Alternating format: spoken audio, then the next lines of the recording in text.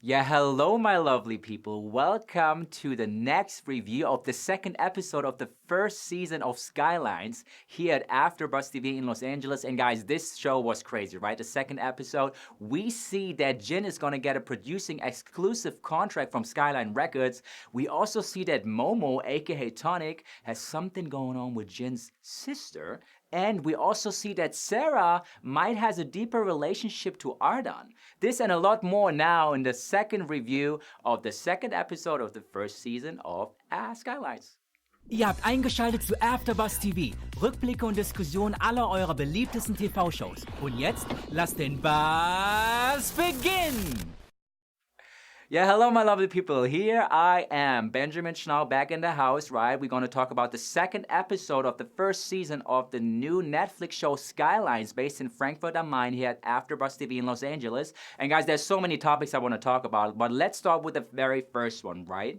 We remember in the first episode, we had Jinn sending off his very new beat to Skyline Records, and everyone is basically going crazy about it, right? I mean, we know Azad, very famous rapper from Frankfurt am Main in Germany, very well established, and he loves the beat immediately, right? And he also spits some rhymes already on the beat, right? So he's recording it already. And then in the second episode, we basically see Samir, the A&R of Skyline Records, driving to the hotel where Jinn is working and is basically showing it to him. And this scenario was so surprising to me because I was thinking to myself, if I would be Jinn in this position and I can just hear now my beat with Azad on it, I would immediately sign the contract. I would immediately be on top of it and basically go with Skyline Records.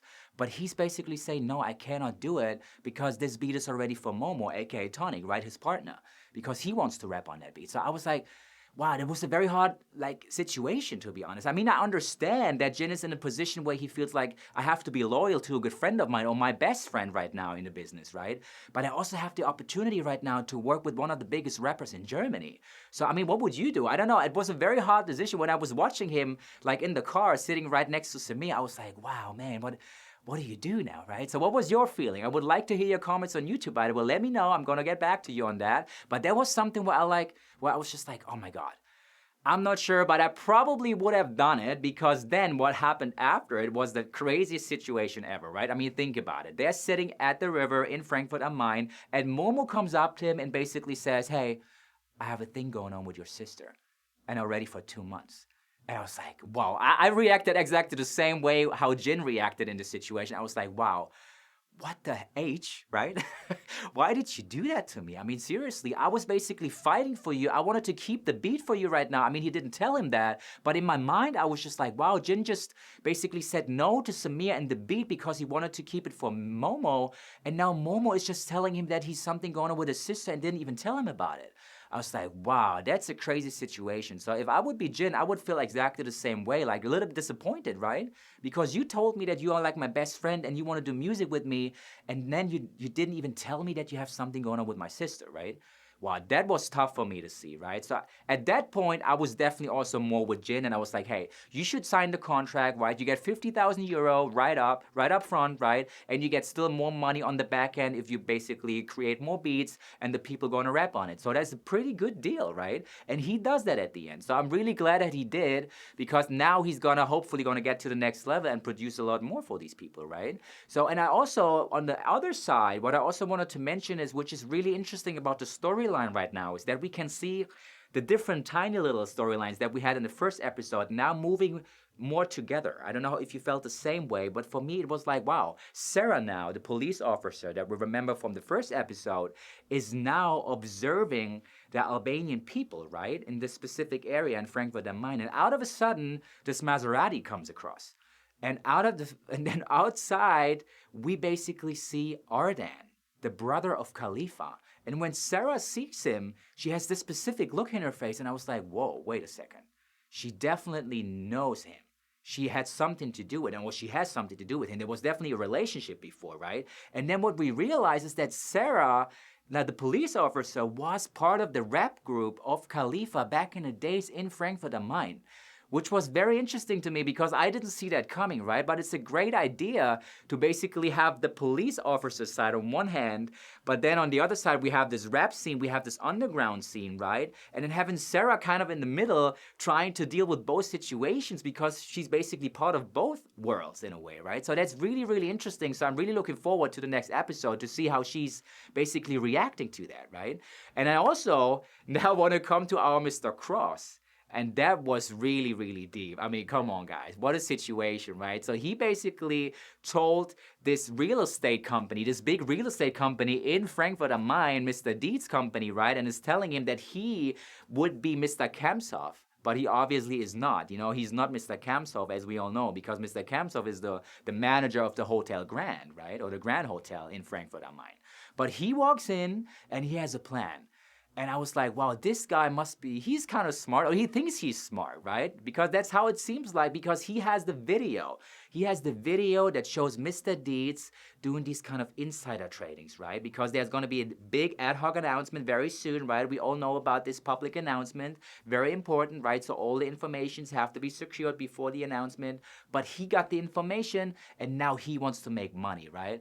And it was kind of smart because I was like, what would I do if I would be in this situation, you know, having all this information about a big guy, you know, owning his real estate company? Would I basically do the same thing? You know, I don't want to sound like a criminal or something, but it was very interesting to see what would you do in a situation with this kind of insider trading information about a big guy in the game in Frankfurt, right? So let me know what you would do in this situation if you would have all these kind of information about this big boss, you know, trying to have this public offering or IPO coming up very soon, right? Would you do the same thing? Would you try to get money out of it? Let me know. That would be very, very interesting for me. And then on top of that, I also wanted to talk about a very last scene, also a relationship that I feel is going to become a little bit more intense now. I mean, we had a feeling in the first episode already that Ardan, the brother of Khalifa, has definitely more power over him, over his brother, right?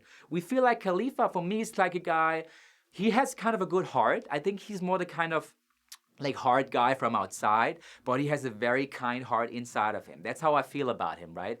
Ardan, on the other side, I feel like he's more this kind of gangster guy, right? I think he wants to make money, whatever it takes, right? And I can still tell that Khalifa is trying to tell his brother that, hey, this is my business. This is my company. I was building that from scratch. I was coming from Offenbach, which maybe not all of you guys know, but Offenbach in Germany is a small town next to Frankfurt am Main, which a lot of people say it's kind of a lower level area, right? So people usually trying to get out of Offenbach going to Frankfurt.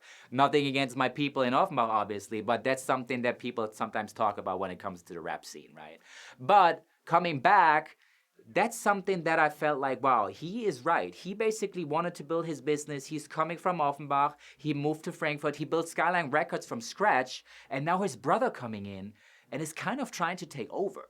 I don't know how you felt about the situation, because he came in with his people and he's basically just taking the space in Skyline, inside of Skyline Records, right? He has this space, and then we see at the beginning when he's talking to Samir that he's just showing him like a shirt or something like that. So at the beginning it feels like that Ardan just wants to sell shirts or t-shirts or whatever, right? But honestly, it was kind of obvious that there's more behind it than just a t-shirt, right? And as we can see, like, there are drugs hidden in these t-shirts or like sweatshirts, right?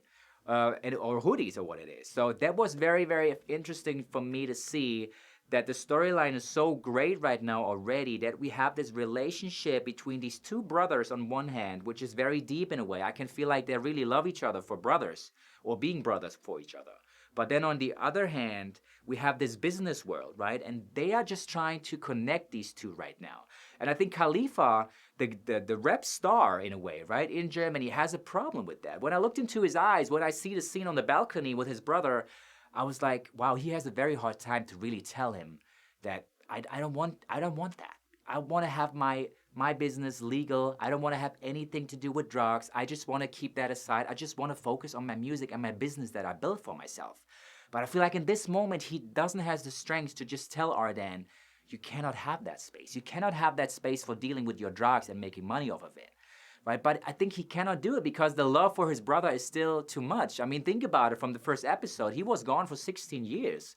And now just coming back to his life, I think that's a hard time. It's a hard situation to just tell your brother who was just coming back after 16 years, hey, I don't want you there. I don't want you to do that. I want you in my life, but I want you to do this kind of sketchy business right now. So that's a very interesting constellation right now. I feel personally, when I was watching it, I was like, uh-oh, something is going to happen in the next episodes. I hope, there's definitely something going to happen. That's what I feel. So yeah, let me know what you feel about this relationship. It's very interesting to have these different constellations right now, right? So hopefully we're going to see a lot more. And I'm also hoping that Jinn, is making it work. I really hope for Jinn that he's going to do a lot of crazy beats for all these people and that he's also taking himself to the next level. And maybe at some point, maybe he's going to, I don't know, Momo is a hard character, right? I like this guy. But for me personally, I think he's just stopping him indirectly. I think subconsciously Momo does that without even realizing what he's doing right now. So I think Jinn is on the right track. I think he just has to stick for himself. And it doesn't mean that he has to be selfish or has to have like an ego, but he's talented. So I think for him, it's the best thing to do right now, moving forward with Skyline Records and just making it happen, right? So thank you so much, guys, for watching. Please let me know what you think. I would love to hear your comments on all these constellations and relationships. That would be much appreciated. I get back to you in German and English, whatever you feel like. And also follow me on Instagram. You can find me at Benjamin Schnau, SCHNOU, the same on Facebook.